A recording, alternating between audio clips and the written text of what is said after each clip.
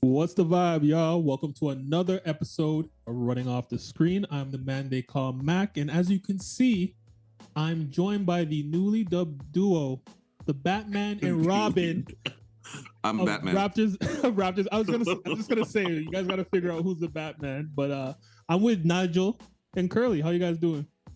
Great, buddy. I'm excellent.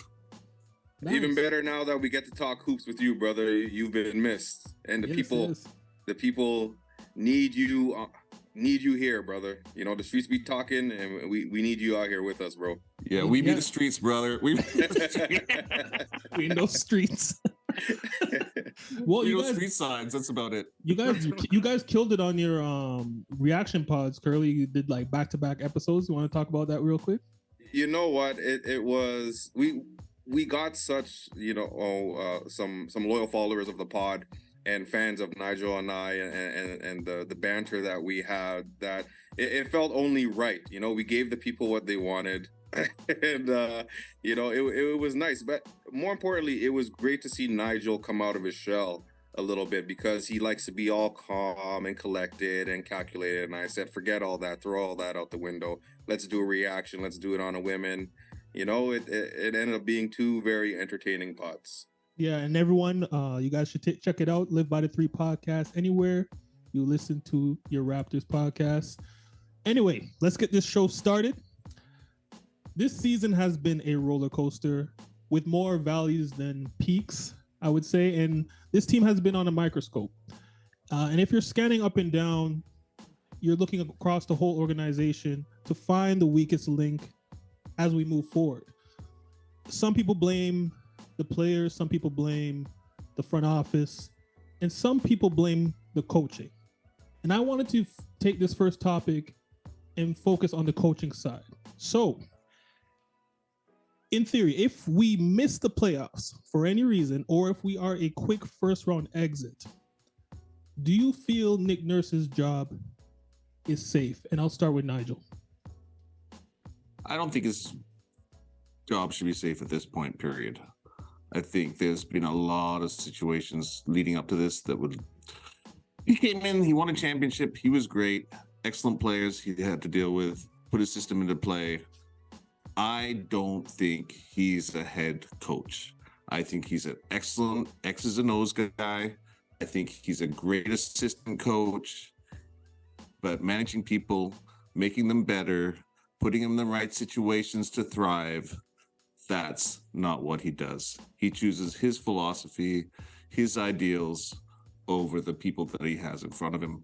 And instead of managing them, he's managing his own self going forward. Wow. And Curly, you have anything to add?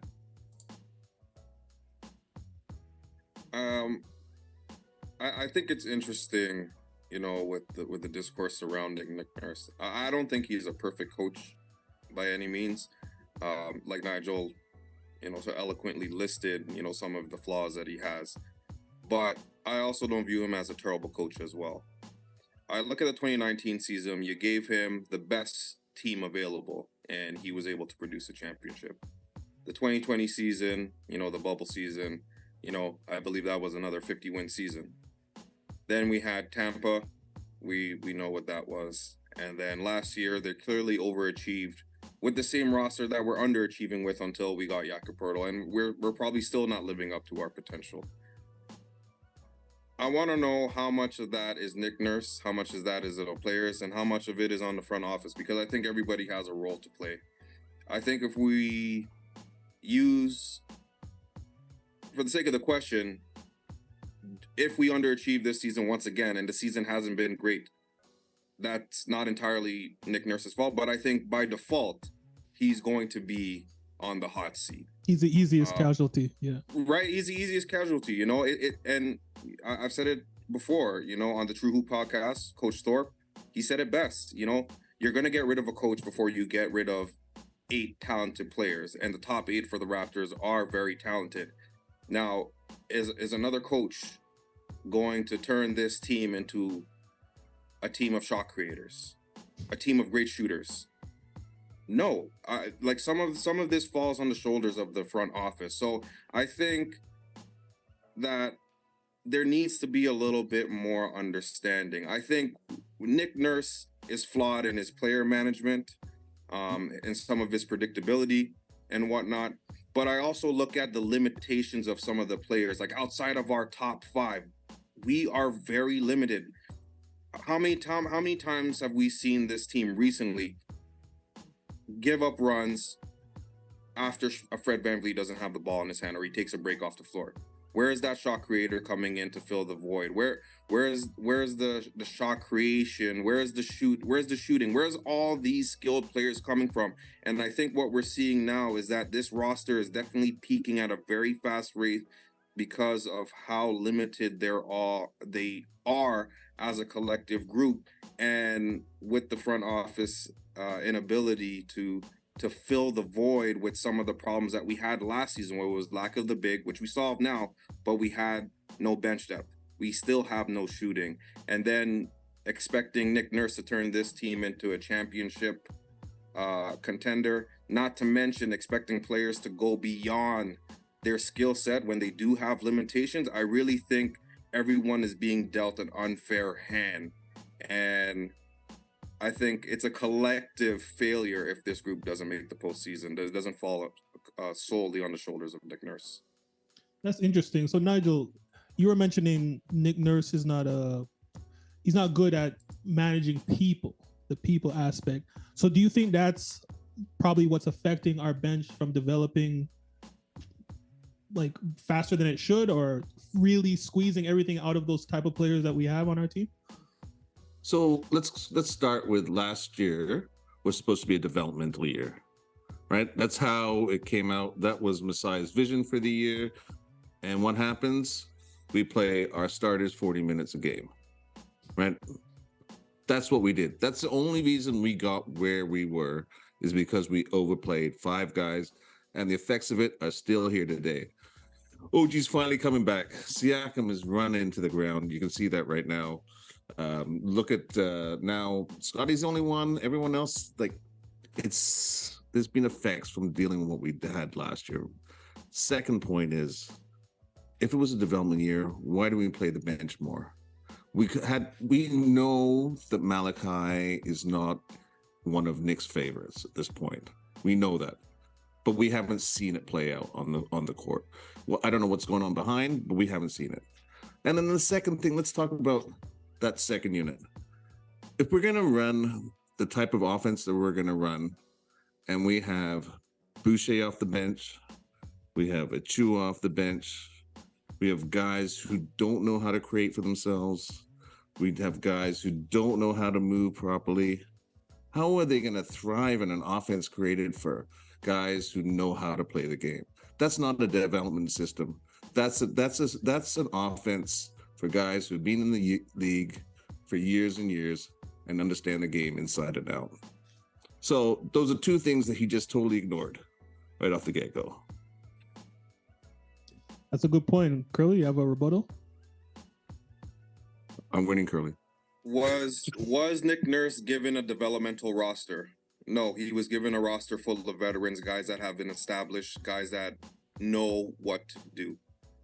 Then by default, the game plan switches when you let certain veterans go. You let Marc Gasol go, you let Ibaka go. You're not going to bring those guys back for a Tampa season anyways. Then you eventually trade Kyle Lowry, and you get back a young piece and Precious Achua.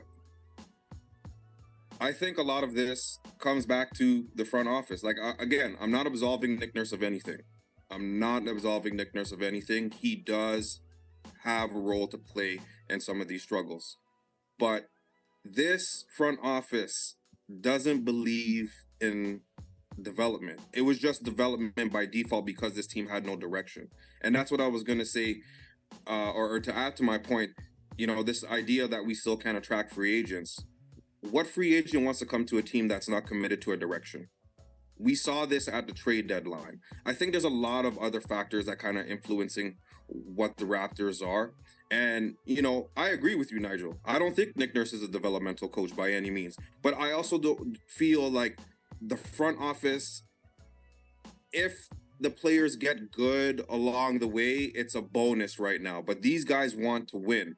So I truly feel that Nick Nurse gives these guys a very short leash because there's an expectation that you're going to at least hold up some of the defensive responsibilities that the starting lineup does.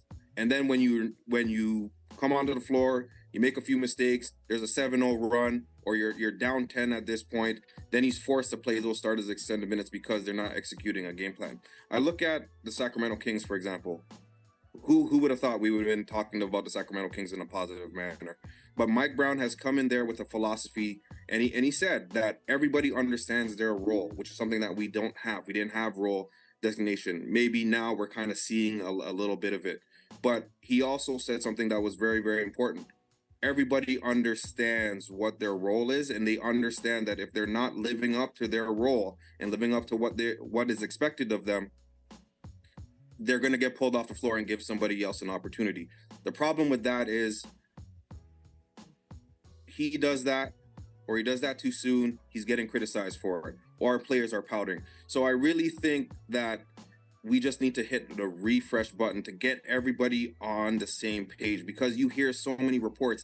I think this is the first offseason where you've heard so many leaks coming out from the Raptors organization, players being unhappy, players unsatisfied with their role. I mean, Fred VanVleet made no qualms about it. He vocalized his frustration with his role. So I feel like all those things are being tied into the Raptors' struggles this season.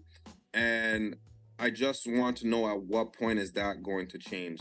Maybe a tweak in philosophy helps. Maybe a new coach helps that. But I think if the players aren't bought in and the front office has, well, at least now they've committed to a direction, but prior to that, how can you expect this team to strive in a positive way without commitment on one end? See, when I created this question, I knew it was a loaded one. And I'll start by saying a couple things. As far as a coach losing their job after an unsuccessful season, there's two main reasons. Is either you lose your locker room or there's a better candidate available. They're not just going to let you go and not know what they're doing with it. So as far as the locker room goes, to me, it doesn't appear that there's an issue as far as like Nurse and the leaders of the team. I know him and Pascal had some issues in the past, but it looks like they've been able to work through that and keep it professional. And as far as like better candidates go, to me, I don't know. Like, I don't know if there's much better candidates than Nick Nurse, unless I guess it would depend on what direction you want to go to. Like, are you looking for a guy who's on the cusp of being a head coach in the NBA, has been an assistant for a long time, like David Vanderpool, who I like as a candidate? Or do you call up a veteran from overseas with NBA experience like Coach Messina, who was one of the finalists for the coaching job when Casey got fired? It was him and Nick, I think, were the top two. So again, like I said, I guess it depends on the direction, but to let go of Nick, it would be difficult, but it would actually pose a direction though, right? And I don't know, I'm kind of on the fence on it. That's why I wanted to see you guys go back and forth and fight. And I think you guys both put great points on that. And Nigel, do you have any thing else on that topic? So when it comes to Nick Nurse, the only thing that we really know about him is how good he is at dealing with X's and O's, right? That's what he's known for, right? The box of one, all of that stuff. That's his innovative style that made him be seen as this new genius coming up. We haven't seen that for a while. I think we've seen some of it in the defense side, but we haven't seen it on the offensive side. If he was going back to that situation, then we could talk about him being untouchable, because there, at that level that he was coaching at before, there was no one else close to it. He was a top two coach, in my opinion. What's happened in the last 2 years, it has brought him down. I don't see the results for what we have talent-wise at this particular point. And for us to be such a mid-team does not make any sense. And that comes down to coaching. And don't get me wrong, Curly was right. there have been some transgressions by the FO. They have failed to fill a lot of holes. They have left him out there sometimes on a boat by himself. But what he has done with the pieces has not been maximal as far as I'm concerned. And I think that's a great way to go into topic 2. I think we should put our Nick Nurse hats on and figure out what is the optimal bench rotation for this Raptors team. Yes. Who do you want to see in the mix to kind of maximize what we have out there? And I'll start with Curly. Play anyone over 20 minutes. Not this 11 minutes and 15 minutes here and there. No. I think we know who our top 8 guys is. We have Freddie, OG, Scotty, Pascal, Jakob. The first 3 off the bench, no brainer. Boucher, Precious, and Gary Trent Jr. for the time being. Who are the other 2 guys? And we've all had this discussion, and I think the 2 players that I'm about to mention are the perfect candidates. Christian Koloko and Jeff Dowden to round up that lineup. I think Jeff Dowden has proven that he has the ability and the skill set to run this offense. He can give you a lot on offense, but at least he can hold his own defensively. The fall off from Freddie to Jeff Dowden is not going to be that significant. He's very steady. He's sure of himself. And, in comparison to the young guys coming off the bench from the guard spot, he's the most polished, and he also has the ability to get into the paint, something that Malachi has struggled with. We have seen flashes of it. We've seen flashes of it from Delano. But for me, those guys go play 0 to 100.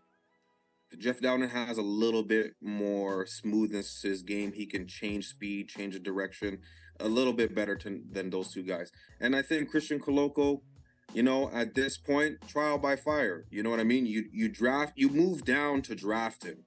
Give him the opportunity to, make some mistakes. At least you're going to have Precious playing a more natural position on the wing. Boucher can fill that power forward role perfectly, and also has the ability to be, if not already, a very good help side defender if Christian Koloko gets beat. And, Gary Trent Jr. is self-explanatory. He can provide that offense. So I think with all those guys put together, you have at least 3 players that can space the floor out consistently for you. And you also have a couple players that can be an inside presence. And, Christian Koloko, he's a rim runner, could be with a couple lobs at the rim, possibly on putback dunks. At least it gives them a little bit more of a consistent flow in comparison to when the starters come off the floor. You know what I mean? At least it's something consistent, and it's something that they can build on. And if it doesn't work out, then you can go back to, a Delano Banton or a Malachi or quite possibly a Will Barton. There are opportunities to do something special, but again, there's this reluctance to commit to that, and it really continues to beg the question whether they want to win or they want to develop. But if I was Nick Nurse, that's what I'm going with right now. And if you're not going to put Dowden, you could definitely pull Will Barton there. So is that a 5-man rotation? Yeah. Okay. Going 10 deep. Oh, so okay, I see. So yeah, Nigel, go 10 deep, because what is something that we constantly talk about? What is something that Nigel said at the top of the podcast? Guys playing extended minutes, predictability with our offensive sets. Having those guys in there will give the offense a different look. You have the ability to, run a lot of off the ball movement. You have the opportunity to get out and transition more because all those guys can run. It'll give our second unit some juice, which is something that we've lacked for a while now. Does your lineup look like that, Nigel? So, okay, I don't know what I want to do with this team. Do you know what I mean? All I know at this point for me going forward to the end of the playoffs is I'd like to do what they expect Nick Nurse to do. Make do with what you got, brother. See what you got. So what I have right now is I would like starters 35 minutes a game, right? So we've got that's 65 minutes left, right? I think I'd like to see a little bit more stagger rather than a 5 minutes than a 5-man unit come in. I'd like to see Precious play sometime next to Pirtle, just to get him feeling a little bit more part of the system. He understands that's 4 spot rather than a 5 spot. And I do like the idea of Doughton a lot because that second unit needs a floor general. He is the best one to be a floor general for. But obviously they're having a little time with his how many games he has left, right? So that's an issue going forward, right? Barton, is he a quarterback? He's not the guy I want to run my offense. He's a scorer to me, in my mind, right? Rather than anything else. He's the kind of guy who can slash to the bucket. He can take some crazy threes, and when he's hot, he's hot. You've got Boucher and Precious. So I feel like there's a redundancy between the two of them. I don't know if I need both of them on my lineup. I'd go with Achua because I think he's got more of an upside and a little less Boucher.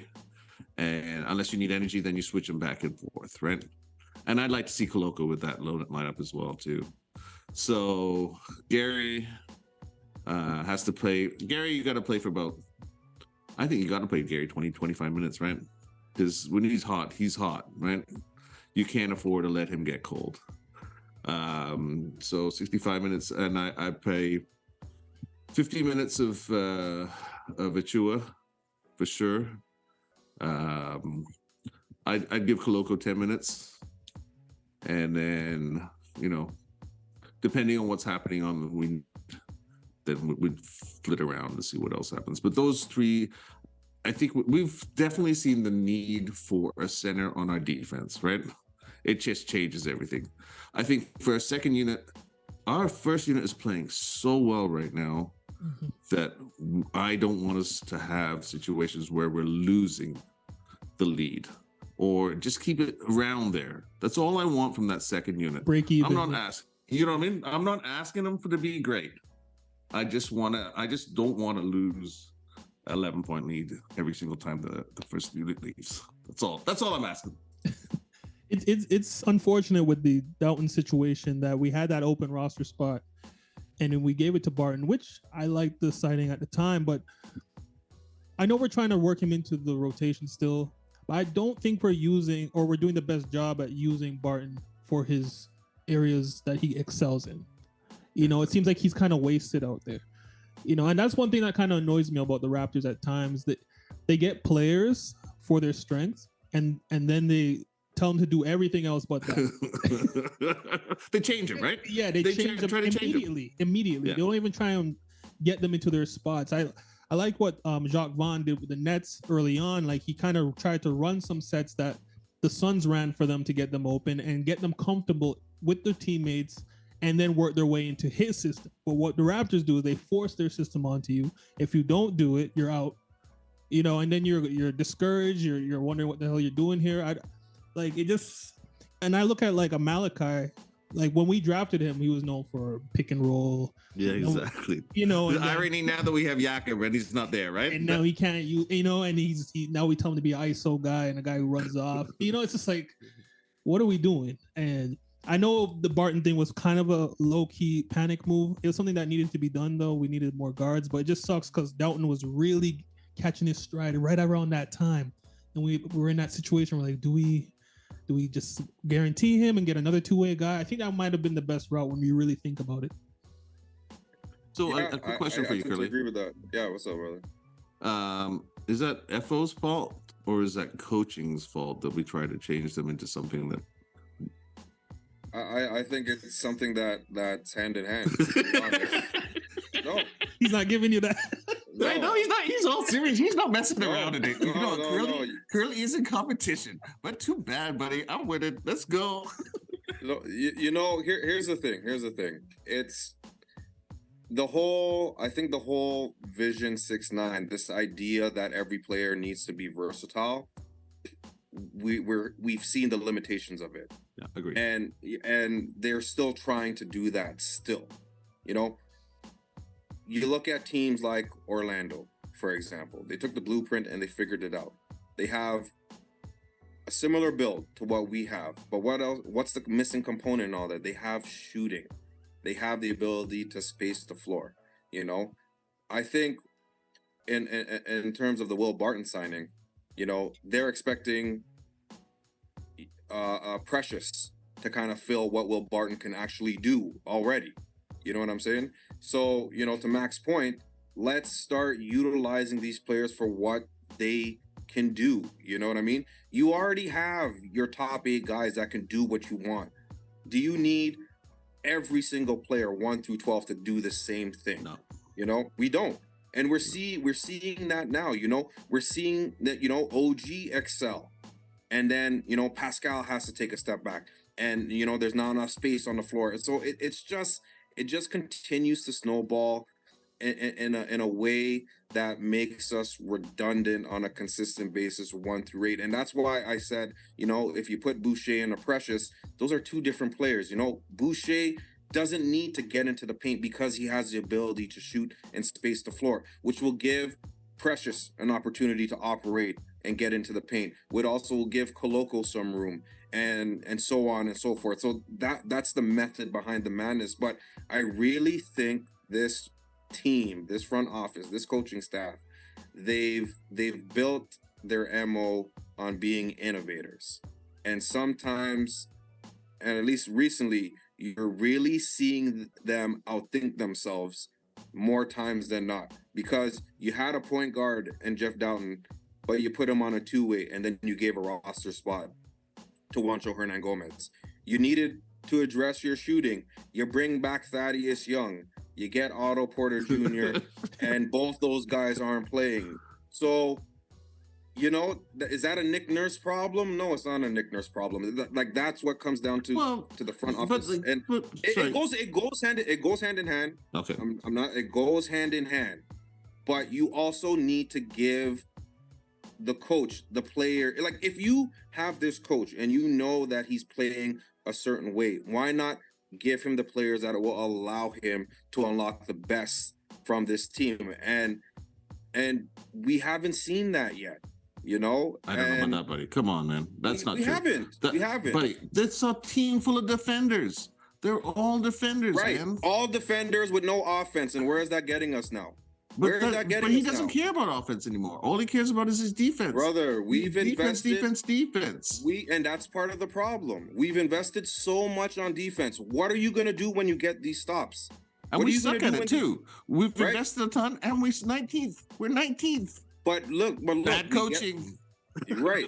But we get the stops, and then we can't score the ball. So even if Nick Nurse plays the perfect defense and we have the inability to score the basketball, what's the point of getting these stops? You know what I'm saying? Like, if you don't have shooting is a necessity in this league right now. The 3-point shot is more important than ever, and the Raptors are struggling with that.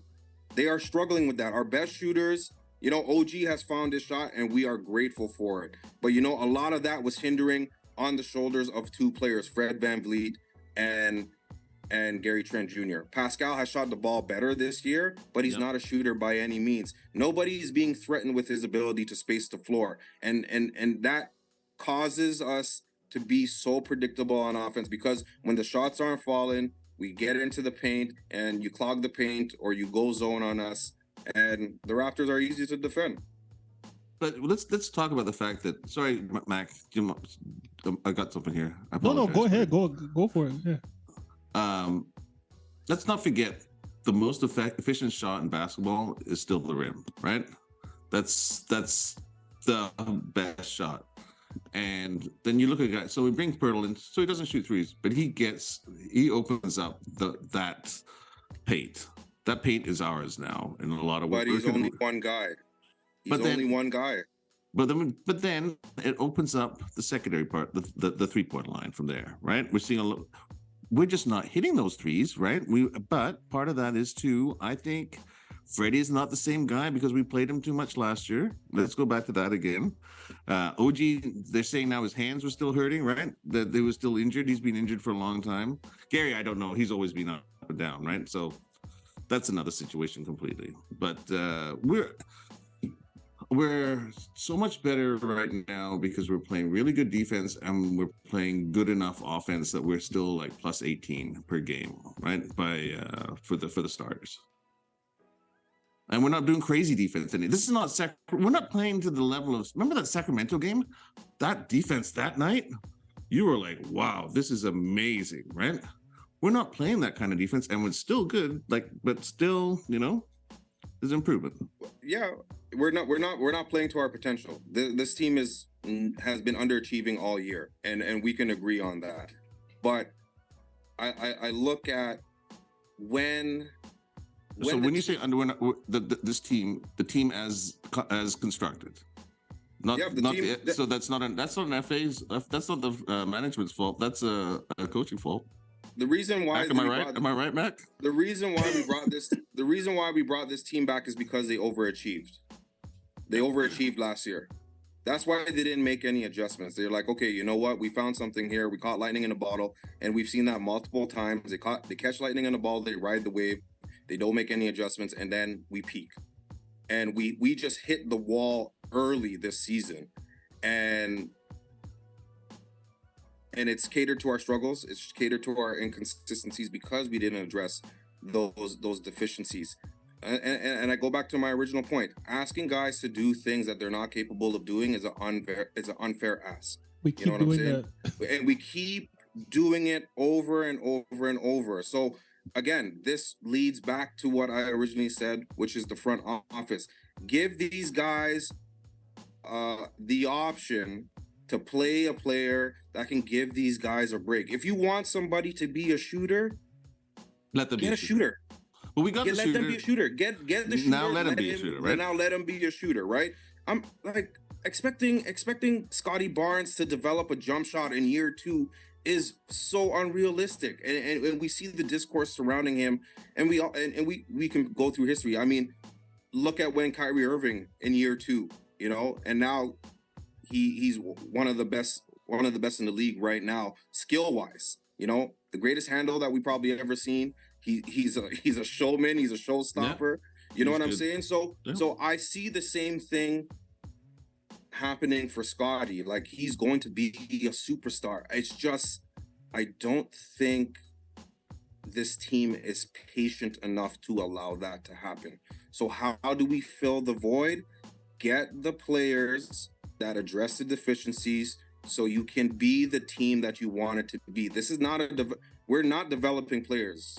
I think that ship has sailed when Dwayne Casey left. You know what I'm saying? Nick Nurse took what Dwayne Casey had built and ran with it, and it ended up becoming a championship. One thing that Dwayne Casey did, though, sorry, when you brought up his name, it reminded me.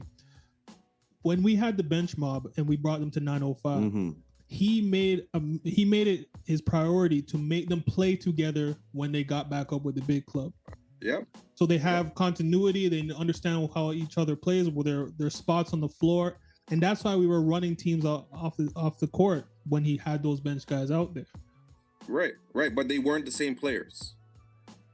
Right. Everybody. Yeah, they were all different skills. They were all different skills, and they were able to mesh it together. Now we have an abundance of players that do the similar things. Yeah, we need more variety. I don't know, buddy. I think part of it is stubbornness on Nurse. I think you got to agree to that to a certain point. He's a very stubborn guy when it comes to his philosophy. It's his philosophy over the personnel, and that's going back to our first subject, which I keep harping on because I feel like I'm Mr. Anti-Nurse right now. Listen, brother, wrap your head around it. He has his contract to 2024. I know. He has the ties to Team Canada. I think it's gonna be Watson, buddy. I think it's gonna be Watson. I really think it's gonna be Watson that's gonna come up and take over. Yeah, that's who I see. I mean, if you're going to replace Nurse, it's probably because you want a player's coach, a guy who can really connect with the guys and develop them. That's why I said David Vanderpool would have been a good guy. He needs a chance. I don't know if you guys know a lot about him, but when you mentioned him the last time, I did a little bit of research. Yeah, he has good accolades. You have the ability to find these gems, brother. So I'm with you. You man. are the best of that. Yeah. He knows this. Mino Muhammad, boom, you knew the whole story off him. Oh yeah, yeah. That was great, buddy. Very impressive. So this roster. I love the debates that you guys had just now. It was something that is refreshing for Raptors basketball. Like I see a lot of pods. I don't want to feel like we're closing it right now, but just seeing you guys go back and forth. You guys making both great points, and at the end of the day, it's the front office and it's the coaching. It's the harmony, it's the connection, it's maybe there's a break in communication there. Yeah. So when I'm thinking about playoff push, or a lottery team, those are the two directions we're in right now. We're like dead stamp in the middle of that decision. I think we're 2 games away from being the 6th best odds in the draft lottery, or we're like 2 games away from the 8th spot or something, or a game away from the 8th spot. So we're like right in the middle. Like if you wanted to play the young guys and maybe lose a couple just to develop, you can get yourself a better draft pick, or you can just fight through and see how far you can go. Where are you on that fence? And I'll start with who was the first last time? Curly, so I'll start with Nigel this time. I just want them to win. I don't care. I watch this team not because I'm a general manager, not because I do anything else, but I love this team. I just want them to win.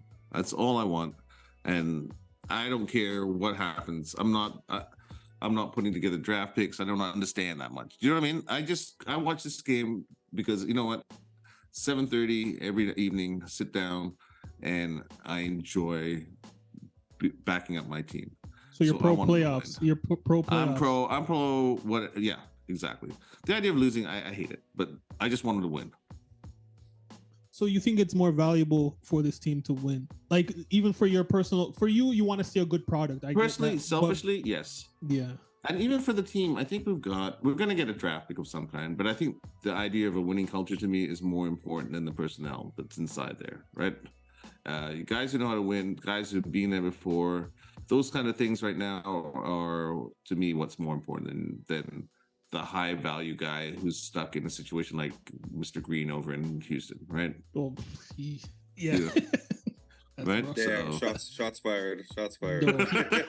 Man, I watched their game the other day. I think they beat the Celtics the other day. Yeah.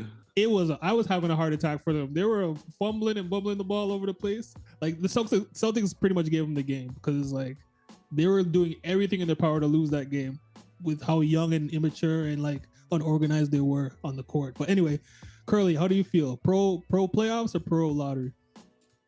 Yeah, man, you already know how I feel, man. Just go out there and win. I think no, seriously. We've seen the fumbling of draft picks. We've also seen, the lack of appreciation for said draft picks. We're packaging up in deals that end up being nothing in the end. Like I said, this is a front office that wants to win. And they don't have the patience. It's just a few years removed. We won a championship. You would have thought we haven't won one, but they got the taste of it, and I guess they want to feel that again. You know what I mean? As a fan, I want to see that again. I want the cities to be jammed packed for the parade, and you can't navigate through the city. That's what I want to see again. That 2019 and 2020 season was so special. I mean, obviously we had special talent to go along with it. But I don't see this group being satisfied, to Mac's point and to your point, Nigel. I don't see this group being satisfied with losing. I don't see this, and they're clearly not. You know, you see the frustration, you hear the frustration, be it on podcasts or at news conferences or press conferences. Sorry, they're frustrated.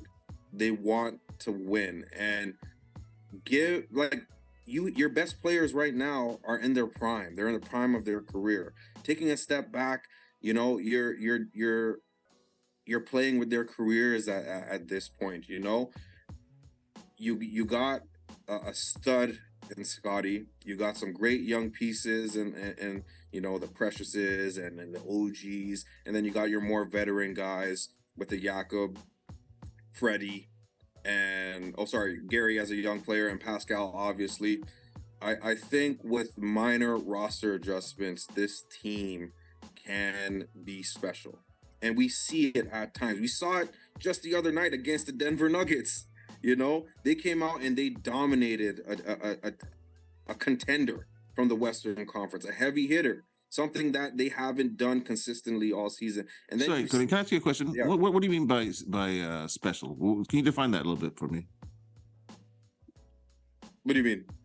Do you think they're a contender? Or do you think they can be a contender as constructed, or do you think that they are on the way to one piece away from being a contender? Is that correct, Matt? What do you think, Matt? Yeah, I think they're a piece, maybe two away. I mean, Pascal was playing like an MVP candidate before he got hurt. You know, if we can tap into that again, we've seen what OG was able to do as of late, and at the beginning of the season.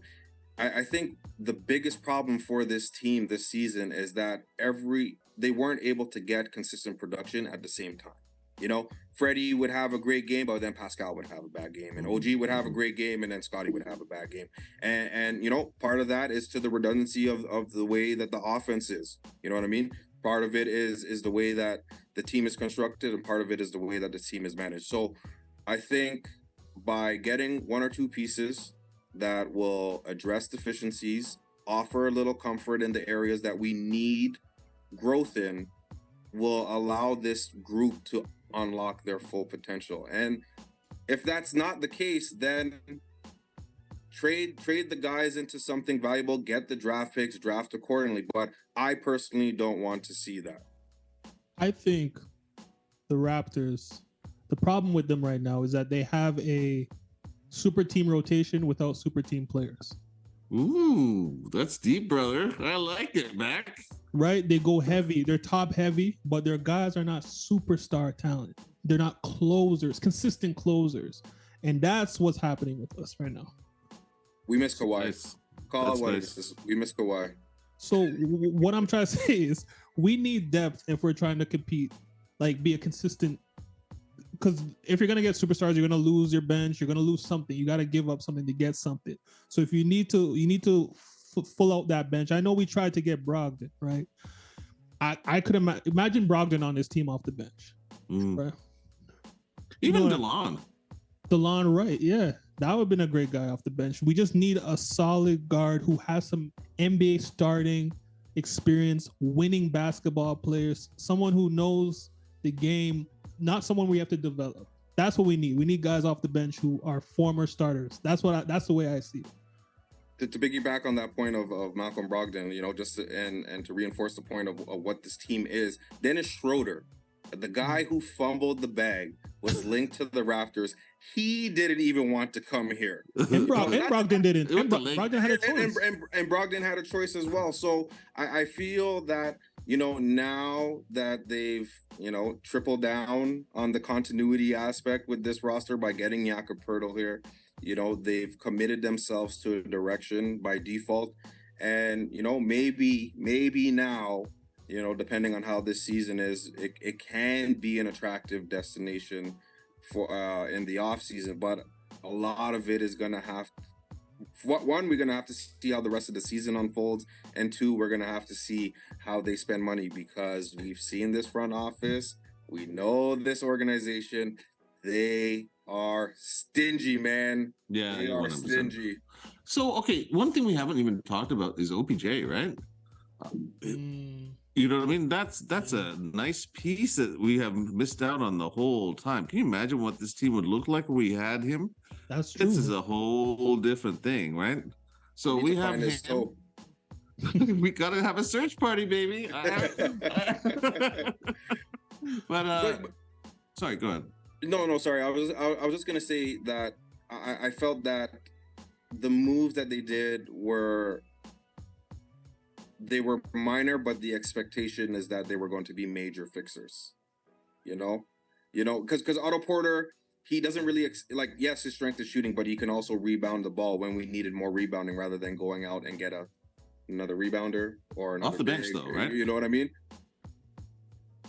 Yeah, I so for me, going back to Curly, Mac's point, if you're gonna get veteran players, it's gonna cost you, right? Mm-hmm. That's the issue. Young guys come with team-friendly contracts, really, really low, nice and easy, right? You can stomach that, and you can add some nice pieces. That's what made that whole championship, right? We had some nice young guys we could get rid of, and we could keep, and they could do something at a good price, right? So that helped a lot. That's a nice, but we need development too at the same point. You need to have a couple of guys coming off the bench, no matter what, who are going to give you something. And at this point, we don't really know. Like Precious taking a downward spill, right? I've never seen anything. He just collapsed this year. Right? I think those center minutes are wearing on him.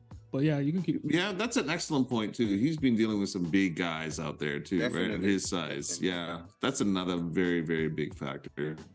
So I don't know. There's so many things that are not fixed. There's so many holes still. As much as we thought the trade deadline was going to give us direction, it's just left just as many questions at the end of the day. It solved one problem, right? But you still had others, right? And then you were, hesitant, or there wasn't the right packages, which is fine. You don't want to give away talent. You know what I mean? I'm not saying trade the team for anything or sign, the first available shooter. I'm not saying anything of that nature, but at least address the holes. You know what I mean? Address those deficiencies. And more importantly, to your point, Nigel, if we're going to develop, there has to be trust. You know what I mean? There has to be trust that these guys are going to go out there and do their job. And I go back to what Mike Brown said. If you're not going to do it, somebody else is going to do it, right? So I think that everybody needs to be on the same page. And I think a lot of other factors, contract years, contracts being up, I truly felt it has played a factor in some of these, selfish possessions, so to speak. Everybody wants to get paid, and I don't really knock anybody for that. But it's what are you prioritizing? Are you prioritizing development? Are you prioritizing winning? And this is winning now, right? This is winning. This is clearly winning. Yeah. And right now, go out there, get the pieces that's going to help you win. So you're going to run it back with this team next year too. I was saying, you know what? Masai doesn't do anything in short little moments. He doesn't just grab a piece for the sake of grabbing a piece. He has a full plan that stands for multiple years, right? And he has a vision, and he follows that path along the way. So him grabbing Pirtle with our financial issues coming up, he knows what's going on. But I think they're going for the tax. I think it's clear signal for the tax to me. Man, I'll be surprised if they go over the tax. I would be very surprised. So I'm surprised that they're going to do it too. But I think that's what the signals say to me anyway at this point, right? I'm just trying to read the tea leaves. So Curly, you wouldn't go over the tax with this team? You wouldn't bring back everybody and just see how it looks one more year with your draft pick, who's probably going to be mid first?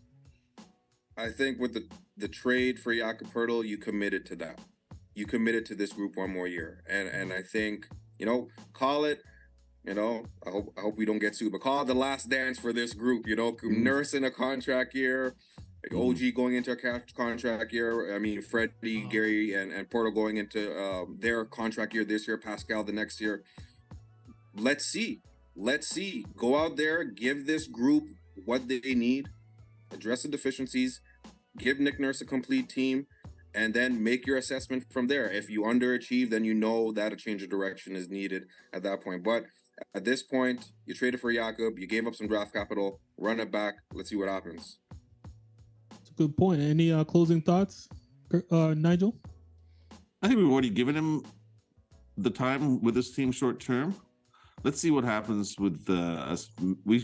I would like us to get to the playoffs. If we run out of the play-ins, I think I'm gonna have some serious questions about Nurse. I think the front office should start asking at that point. That's a good point. So I think we're at the end of this episode. You guys killed it. I think this was I think it's probably one of my favorite ones so far. Just replaying what was happening throughout. Anything that you guys have coming up that you want people to know? And I'll start with Curly. Well, first and foremost, thank you for bringing us together to talk about the team that The Three Musketeers. Yes. We're back good at it again. we love you too, brother. And Mac, continue to do what you do, man. I love that when you have the time. I know you're a very busy guy, but when you make your reappearance, you knock it out of the park every single time. So hats off to you, Nige. You know what it is already, brother. You've been on my pod. Brother. I love you too, brother. Don't have to say it, man. Let's keep this right? private, okay? But you, as Mac, said at the beginning of the pod, you can check me out at Live by the Three, the Raptors podcast on your favorite platform. You can hit me up on Twitter at Live by the 03. I'm on there. I've surpassed Mac in terms of tweets. I know he's trying to catch up to me now, but you got some work to do, brother. You got some work to do. I'm a selective shooter, man. I'm like Scotty Barnes. I don't shoot into the fourth quarter. But yeah, check me out. I'm active on Twitter. Hit me up if you want to talk hoops. Check out the pod and continue to support Mac. He's one of the best out here running off the screen. Hit him up. He's a sound basketball mind. You won't be disappointed. Thank you. And Nigel? I think Max sucks. Complete opposite. It's the thing. It's the thing. He has to go oppo of everything I say. It's the thing. Buddy. You know what? I'll tell you something, Mac. You know how much I respect you, right? So I would never ever say that if I actually meant it. You're a great guy, and you know what? You're the guy who brought us all together from the get-go. So I love hanging out with you guys. Curly, my man, if you are not listening to Curly and Live by the Three, you're missing out because he is becoming really, really good. And I'm very proud of what he's been doing. He's been fantastic. Thank you, brother. And as for me, nothing's really going on right now. I got a couple of 9-to-5 games to cover this week. Kind of getting lazy on the writing. I got to do more writing. You're too busy doing podcasts, brother. That's your problem. You're too busy. I've been doing a lot lately. You're on a good run, man. So thank you very much again, Mac. Appreciate it. Yeah, thank you guys for joining me. I know it's late for you guys. I got the luxury of Alberta time. Nice. But yes, thank you. You guys took the time out of your day, gave us a good episode, great content for the people to talk about in the comments below. Like always, please remember to like, subscribe, and raise the vibe. Peace.